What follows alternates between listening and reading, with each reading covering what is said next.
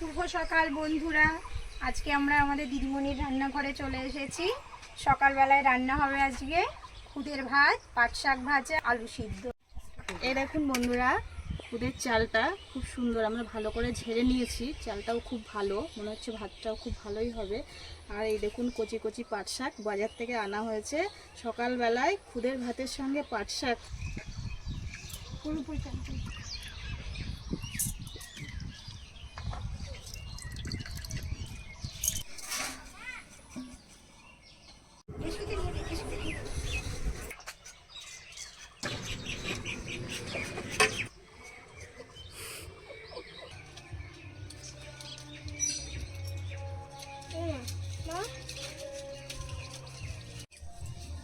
এই এখন আলুটা কেটে নিচ্ছি। আমাদের পাড়াতে পাশে গান চলছে, ভিডিও করতে একটু অসুবিধে হচ্ছে, তো আপনারা একটু মানিয়ে নেওয়ার চেষ্টা করবেন।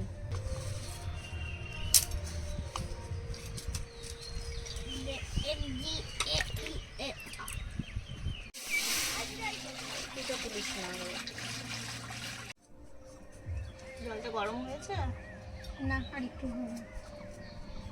জল থেকে তুলে আলুগুলো এবার দিয়ে দেয়।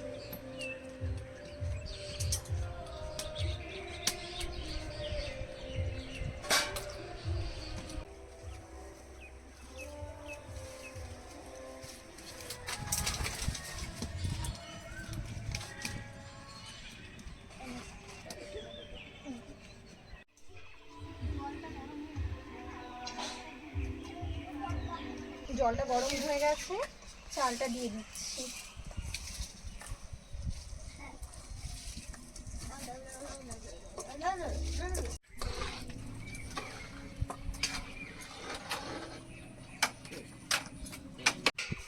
সকালের রান্নাটা তো এদিকে হয়েই গেল। দুপুরে ভাবছি আজকে ইঁচড় করবো, কালাঞ্চা শাক আছে আর বাটা মাছ আছে, দেখি বাটা মাছের কি করা যায়। আর এদিকে গাছ থেকে মনে করছি এখন ইঁচড়টা পেরে নিয়ে গুছিয়ে নিই দুপুরে রান্নার জন্য। আপনারা দেখুন গাছে কত আমাদের ইঁচড় হয়েছে, অনেক কাঁঠাল হয়েছে।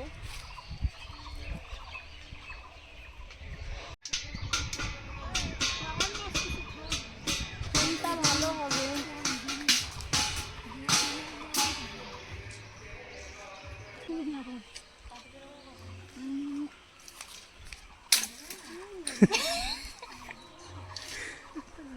ভেঙে গেল।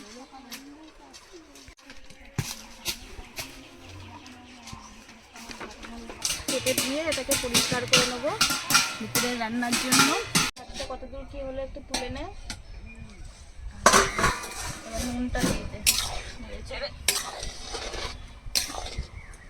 নুনটা দিয়ে দে।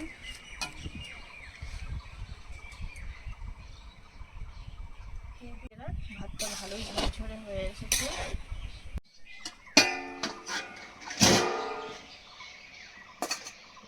তাহলে আমি যাই, এখন গিয়ে মাছটা কেটে নিই আর শাকটা রেডি করি।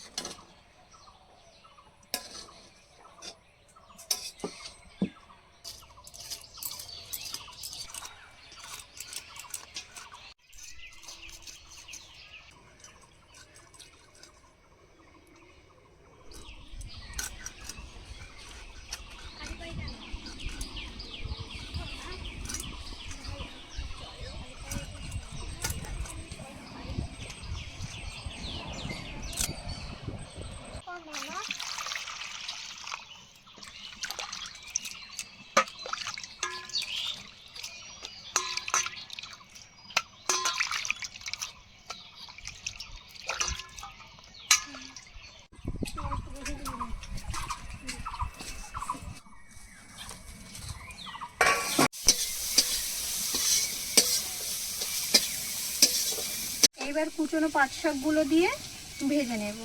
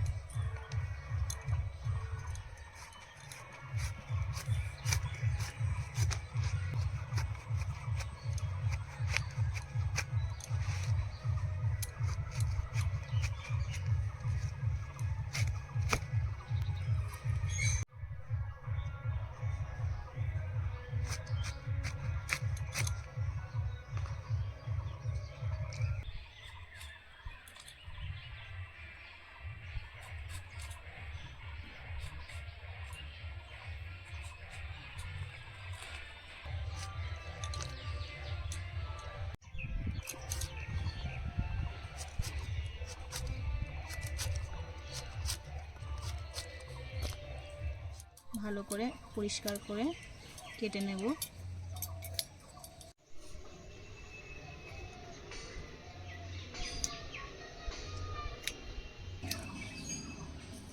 মাছে নুন হলুদ মাখিয়ে নেব, মাছটা ভেজে নেব নুন হলুদ মাখিয়ে।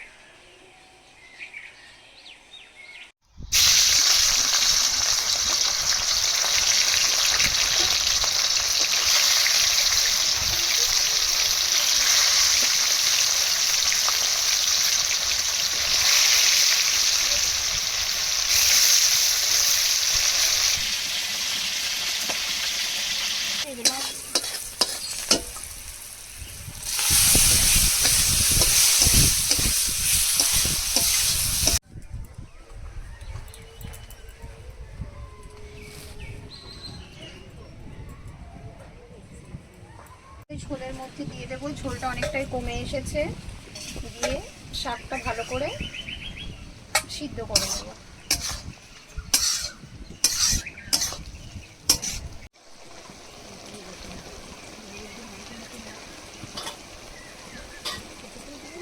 এঁচড়ের মধ্যে হলুদ দিয়ে দিলাম, এটা দিয়ে একটু ভালো করে ধুলে এঁচড়ের কষটা কেটে যাবে, তাহলে রান্না করলে আর কালো কালো মনে হবে না।